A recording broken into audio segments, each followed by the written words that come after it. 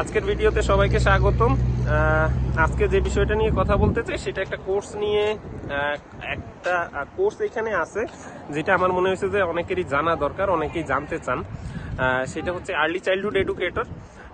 এইটার একটু ডিটেলস জানা দরকার, কারণ এইটার বিষয় আসলে হচ্ছে গিয়ে খুব দরকার এখানে জানা।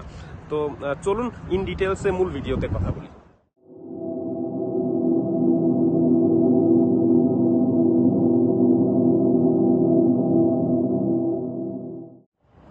আচ্ছা, আর্লি চাইল্ডহুড এডুকেটর সেটার চাকরিটা হচ্ছে এখানে ধরে নিতে পারেন বাংলাদেশে প্রাইমারি স্কুলের শিক্ষকতা বলতে পারেন না। আসলে এইখানে সবাই তো আসলে কাজ করে, প্যারেন্টস দুইজনেই সাধারণত কাজ করে।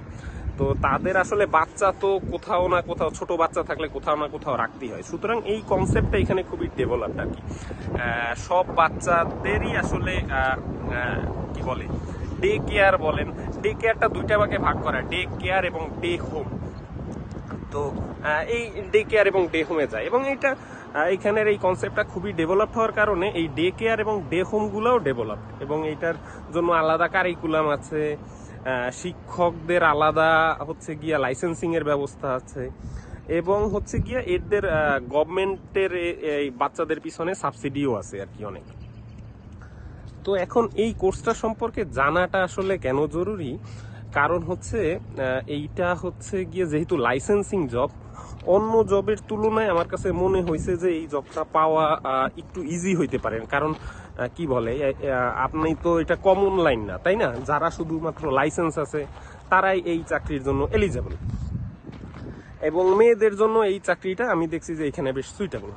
এবং পে রেটও, প্রাইমারি পে রেট অন্য জবের তুলনায় এই পে রেটটা বেশ ভালো। আচ্ছা আচ্ছা, পে রেটের কথা বললাম, এইটা হচ্ছে গিয়ে পে রেটও বেশ ভালো।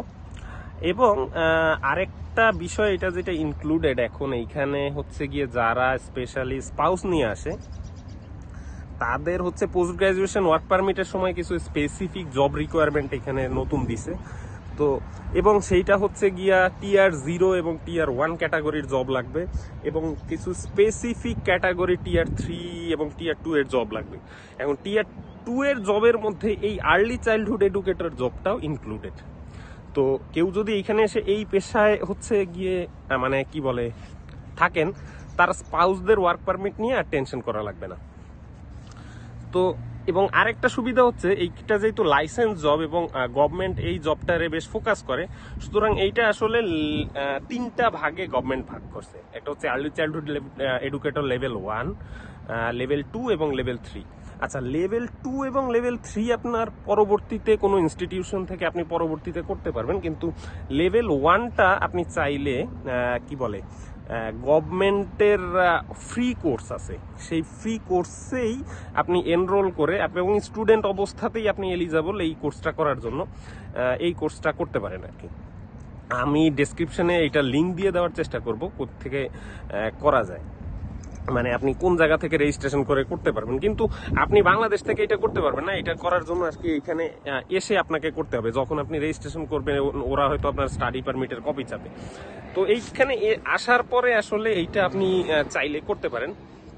এবং এইটা করার হচ্ছে গিয়ে মানে ওরা কিছু অ্যাসাইনমেন্ট দিবে, সেই অ্যাসাইনমেন্টগুলো অনলাইনে, আপনার ফিজিক্যাল ক্লাসেও যাওয়ার দরকার হবে না। তো এইটা যদি করেন তাহলে আপনার যে প্রাইমারি যে জব, এইখানে যেহেতু হচ্ছে গিয়া এই যে মানে ডে কেয়ার কালচারটা খুবই ডেভেলপ, সুতরাং এই ডে কেয়ার গুলাতে আপনি যে কোনো জবে আর কি, মানে আর্লি চাইল্ডহুড এডুকেটর অ্যাসিস্ট্যান্ট প্রথমে, তারপরে আর্লি চাইল্ডহুড এডুকেটর, তো এই জবগুলাতে আপনি চাইলে এনরোল করে যাইতে পারবেন।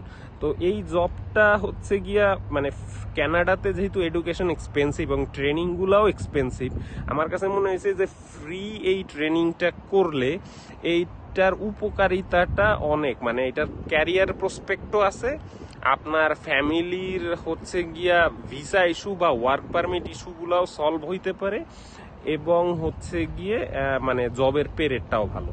সবকিছু মিলায়া এখন যে সিচুয়েশন, আমি এই যে 2025-এর এপ্রিলের প্রথম দিকে দাঁড়ায় কথা বলতেছি, এই মুহূর্তে কানাডার ইমিগ্রেশনের যে স্ট্যাটাস, তো সেই স্ট্যাটাসে এই জবটা বেশ ভালো জব।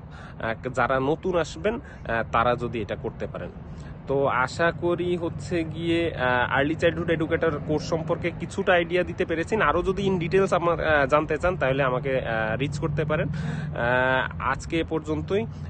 ভিডিওটা যদি ভালো লাগে বা ইনফরমেটিভ যদি মনে হয়, কারোর সাথে শেয়ার করার দরকার হয় শেয়ার করতে পারেন।